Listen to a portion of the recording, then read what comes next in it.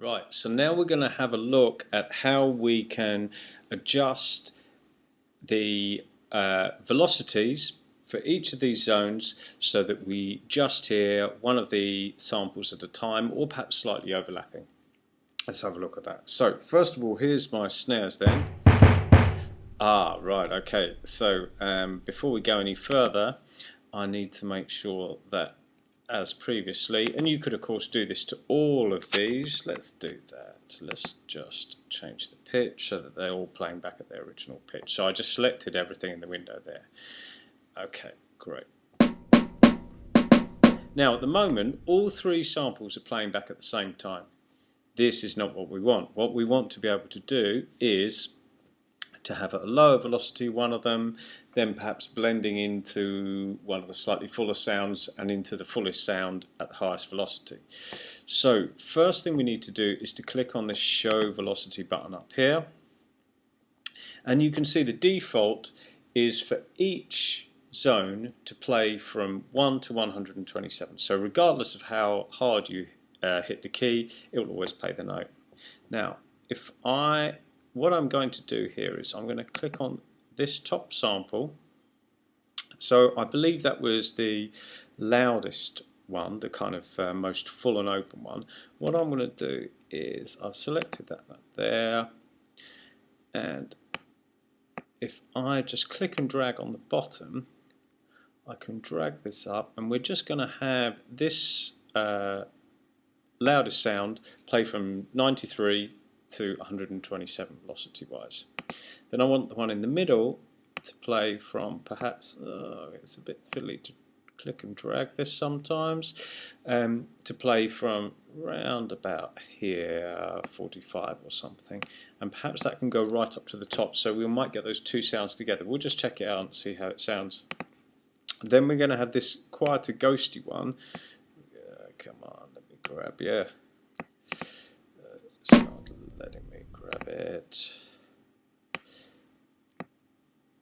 This one is going to, when I can grab it, if it'll allow me to, this one is going to play from, here we are, 1 to about 46. So there's a little bit of overlap there.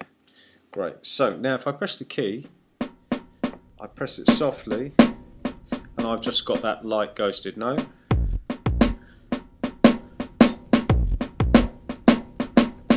And as I hit the key harder, if I can manage to speak coherently, then you can hear we're hearing the notes together. So it creates a nice and varied tone there. Right, at the moment we've still got a hi-hat on F#1, which is where I want my closed hat to be. So let's move that out the way, and we're going to bang that hi-hat over there just quickly. So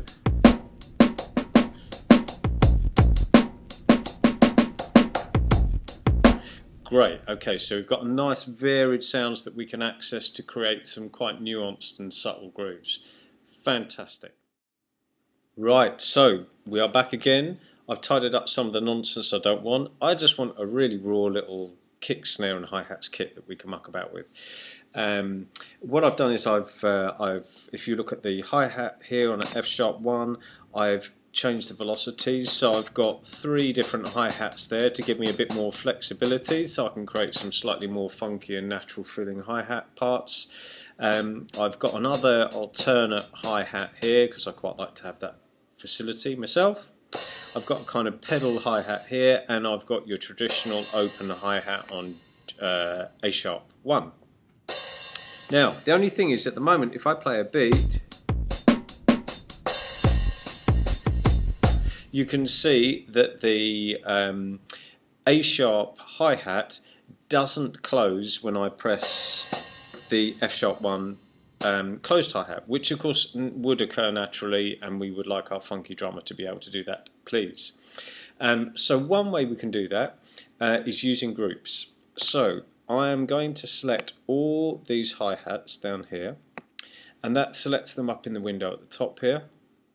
And then I'm going to click and drag over to the left hand side to create a new group, and this has created a group just of those hi-hat instruments. Look, if I click on that, group 1 is your kicks and snares. Oh, I'd already created that and I'd forgotten to mention. Oops. So group 2 is just hi-hats. Great. Let's rename that so we know what's what. I'm going to call that hi-hats. Fantastic. Now we want to just look at that group. So up until now we've been looking at the zones view. We're now going to move over to the groups view, and here we can look at global functionality for each group. Now what I want to do here is I'm going to, at the moment, the polyphony, how many notes you can play at the same time for this particular group is set to maximum. That's the default, that's the way it's always set up. I'm going to change that to just one voice. So what that will mean is it won't allow me to play more than one sample zone from that key group at the same time. So if I play my open hi-hat and then play the closed hi-hat, it closes it because it's not allowing me to play those more than one sample from that key group at the same time.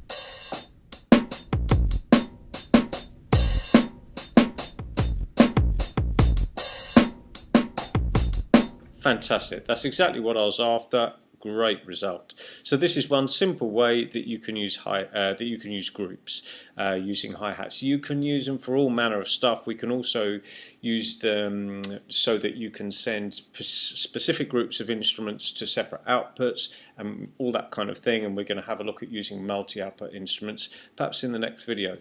Excellent. Hope that's given you a reasonable basic introduction to how to set up your fantastic new drum kits in the sampler. Have a great time.